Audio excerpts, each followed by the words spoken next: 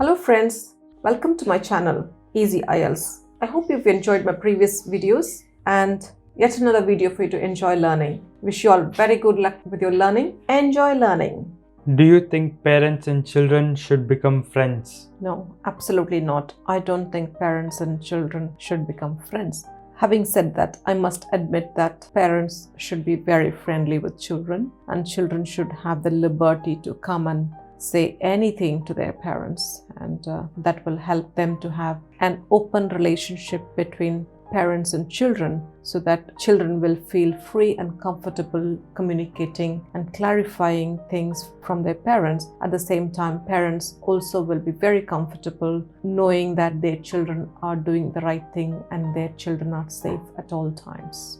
Do you think parenting styles have changed recently? Absolutely. Parenting styles have changed a lot, and there are plenty of very good books on parenting guides, and I must say every parent imitates their own childhood experience as a child. Everyone tends to imitate their parents' parenting style, at least to some extent, in their own parenting experience. Do you prefer comfortable shoes or fashionable shoes? I prefer comfortable shoes most of the time. I use fashionable shoes for a very brief time and really on occasions, but I am a big fan of comfortable shoes. What is your ideal type of shoes for a working day? For a working day, I would like comfortable shoes with memory foam incorporated in the sole of the shoe, and it should be of a comfortable size, comfortable to take as many steps as 20,000 steps a day, and it shouldn't hurt my feet at all. My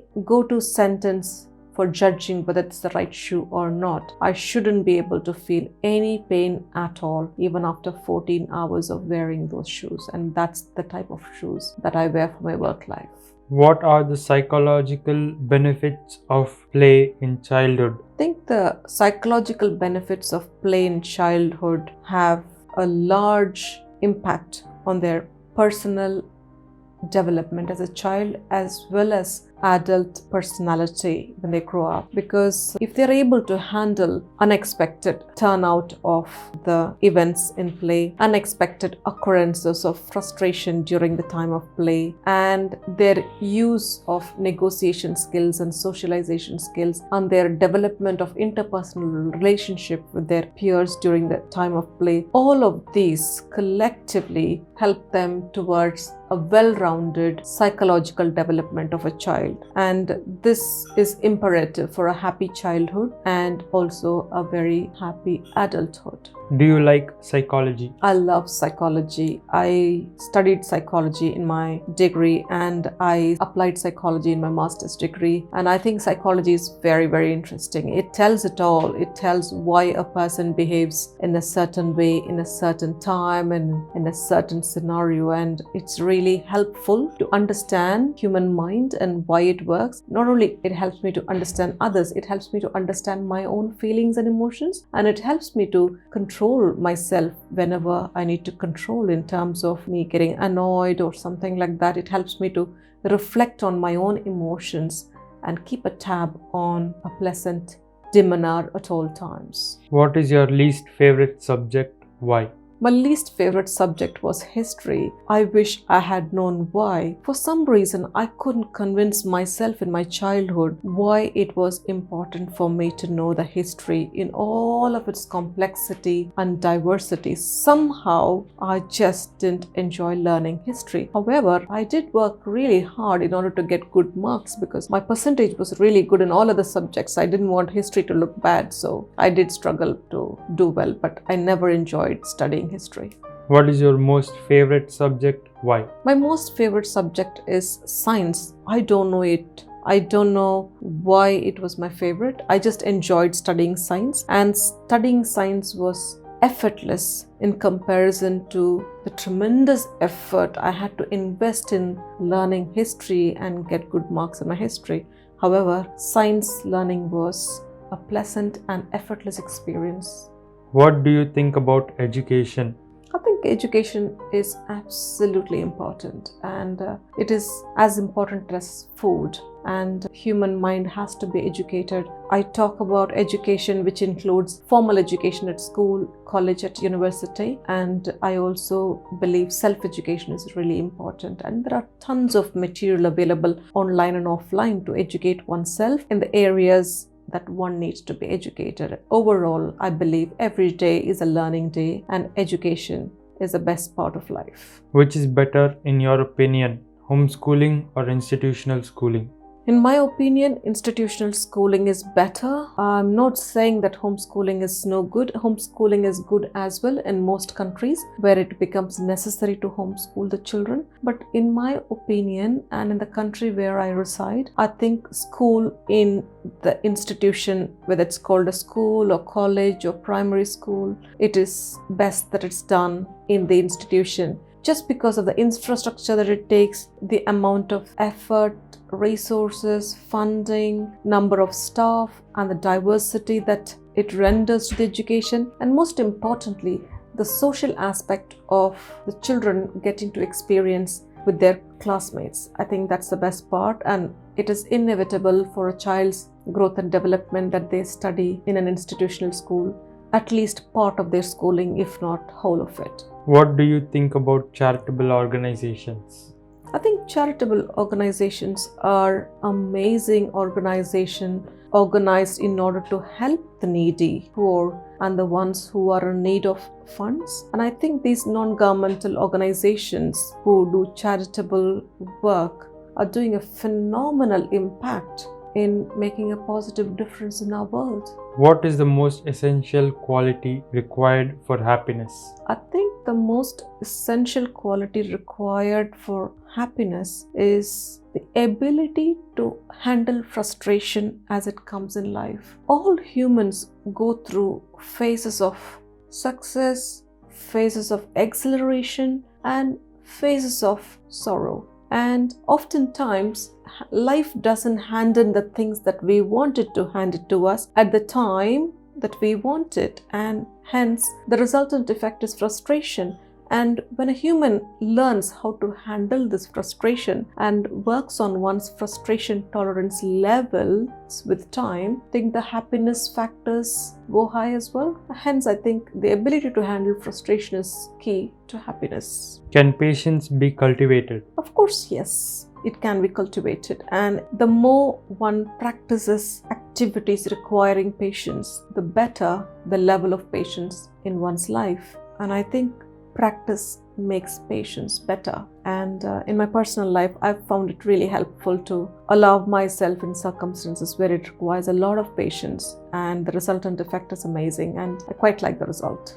What are the good habits that you have developed over the past years? Over the past years, I have developed a lot of self-discipline. It's really hard for me to do the things that have to be done, especially when I don't feel like it. But in the past decade or so, I've come to an understanding that whatever needs to be done regardless of how I feel about it. Because I have to do it anyways, I've come to a level where I do the most difficult task in hand first. I call it eat the frog. I don't like to eat the frog, but if I have to eat it, I may as well eat it sooner rather than the later time. And hence, I've developed a self-discipline, I've developed patience, I've developed punctuality. I always go to a spot that I'm meant to be in at least 30 minutes prior to the appointment time. And I have, in due course of time, I've developed a lot of good habits whilst I was developing the habits that I've just mentioned. What is punctuality? Punctuality is the trait that makes a person to be in the right time, in the right place. Is punctuality important? Why? Punctuality is extremely important. Everybody is busy and everybody's time is limited as well. Just as one's own time is important, so is everybody else's, and hence it's really mandatory that everyone is respectful and mindful of the other's time so that one ends up in the places that one needs to be at the right time, or if possible even ahead of time. And this is the very reason why I have developed a very strong sense of punctuality, whereby I could never be late anywhere, anytime, because I always plan to be there at least 30 to 45 minutes ahead of time. Why is communication important in your opinion? In my opinion, communication is extremely important. About 20 years ago, I learned that humans cannot read others' mind. Well, it was a fact, but it was a news to me at the time. And ever since I learned that humans cannot read others' minds, I have developed a very good sense of communication skill, whereby I tell things explicitly rather than assuming that people should be knowing, or people would know, or people would understand, and so on. And I think having that open and honest communication with transparency within the acceptable limits is very, very helpful in having a very good interpersonal relationship and also having good working conditions. Do you use internet? Why? I use internet quite a lot for various applications that I use as a part of my work and personal life. I also use emails. I browse Google a lot, and I have several work-related and personal activities which are quite dependent on the internet.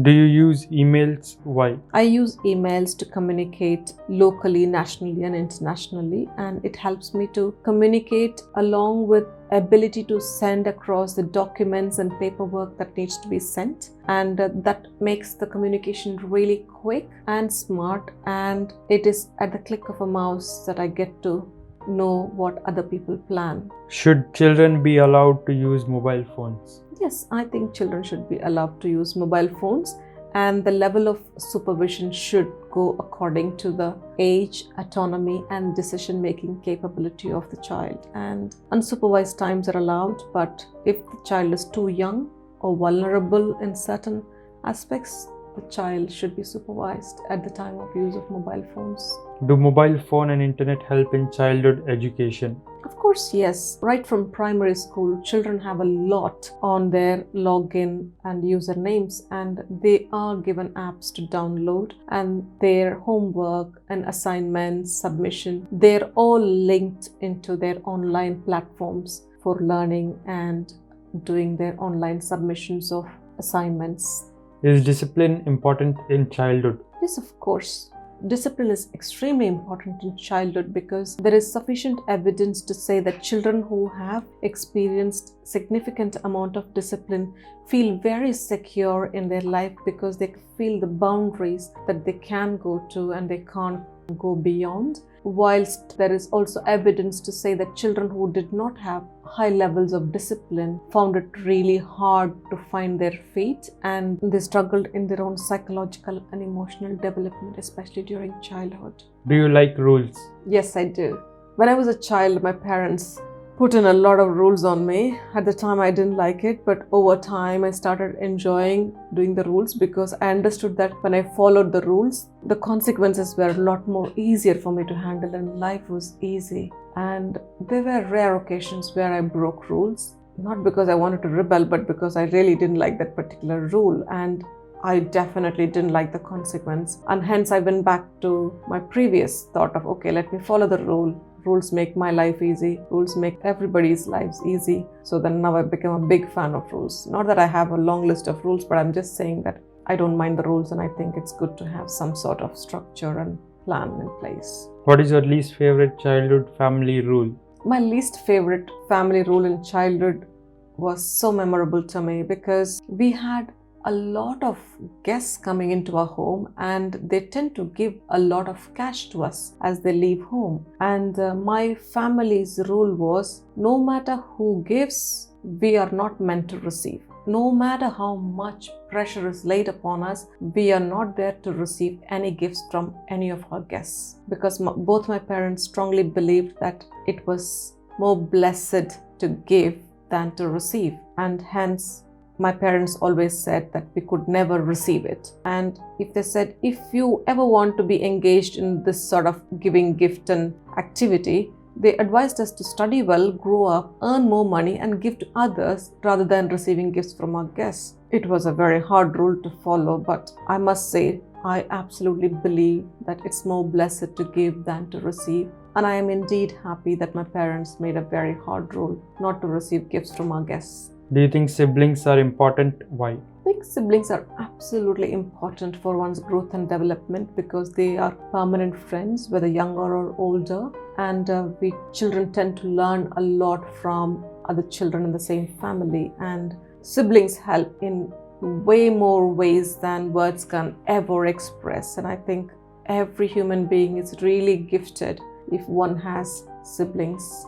Should there be family rules? Of course, yes. Every family must have their own rules, even if it's just a couple of them. Having family rules gives the children in the home a lot more security and a safe and comfortable feeling, which nothing else can render, and hence it is a good idea to have family rules. The hardest part is going to be that parents have to follow the same rules as well. Well, it's part of the package, so every family must have acceptable rules which every member is happy to abide by. Is happiness factor important in life? Absolutely. Happiness factor is very important in life, and end of the day, even if one gains the whole world and if one is not happy, I don't see a point there. So I think it's very important to engage in things that make one happy and also be mindful that certain things make people happy, and it's nice to make others happy because there's no greater satisfaction than putting a smile on another person's face.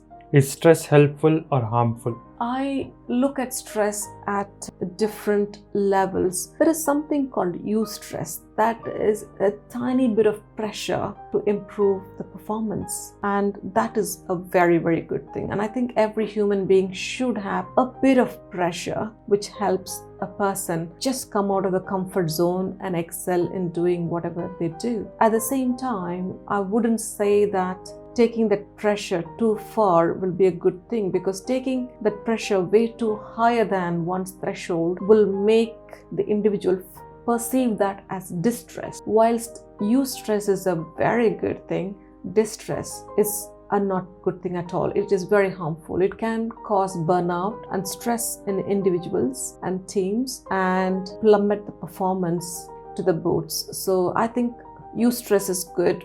Too much of stress, which is called distress, isn't a good thing at all.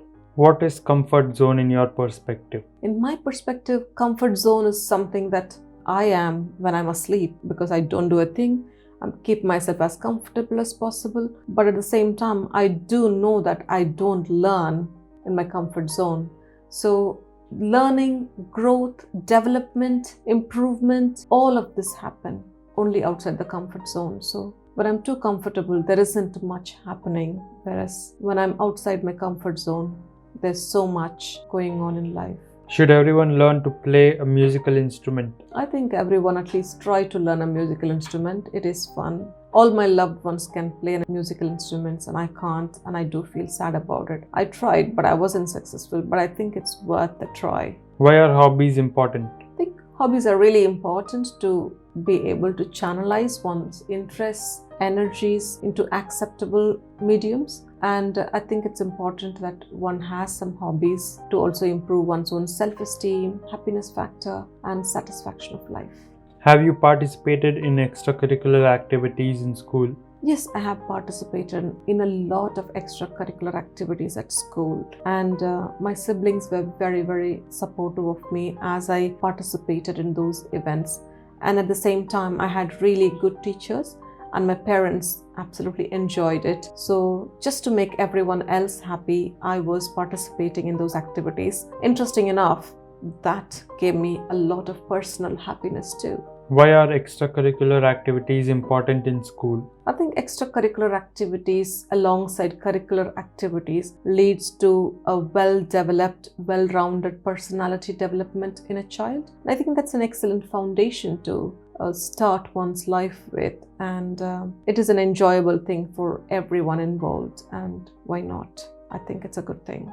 Do you like nature? Why? I absolutely love nature, and whenever I am in the midst of nature, there is a calm and serene feeling I feel in my head. It's literally like all my chaotic life has just got clarified, and it's so clear, calm, and I have nothing to worry about sort of feeling when I'm in nature. Although it doesn't last very long, I do enjoy spending occasional times in the midst of nature. Describe your childhood experience briefly. My childhood was a very, very pleasant experience. I wouldn't say easy.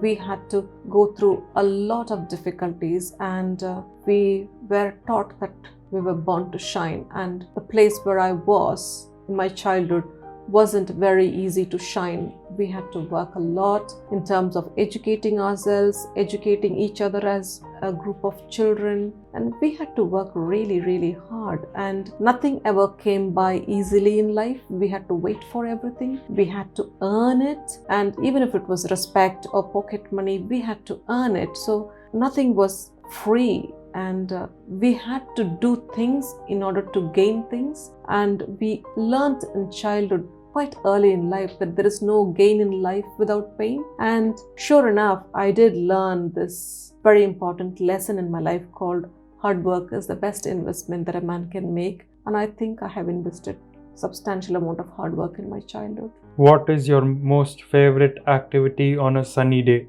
On a sunny day, I would like to go for a walk, and I would like to spend a lot of time outdoors, not just to get some vitamin D, but also to enjoy the sun and just bask in the sunlight for a bit. What is the best part about a cold, cloudy and rainy day in your opinion? In my opinion, on a cold, cloudy, rainy day, the best thing that I could do is snuggle up under my blanket and get hold of some sleep. Due to my busy schedules, oftentimes I do feel sleep deprived, and hence on a cold, cloudy, rainy day will be my best opportunity to get hold of some sleep and catch up with my sleep deprivation. Do colors have an impact on mood? I think colors have a significant impact on mood. At least in my life, when I see white, I really feel very peaceful.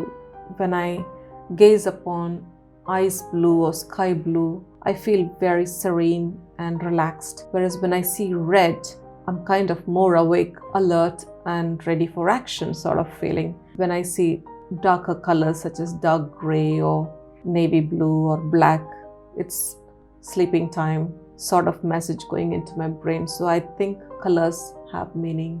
Do seasons of the year impact the mood?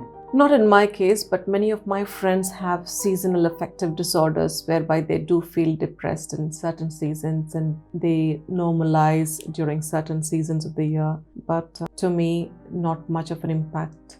Do you go shopping? Yes, I do. Shopping is my most favorite activity, and it's one of my hobbies as well, and it relaxes my mind. I'm not sure if it's good for my bank balance, but definitely it is good for my sanity.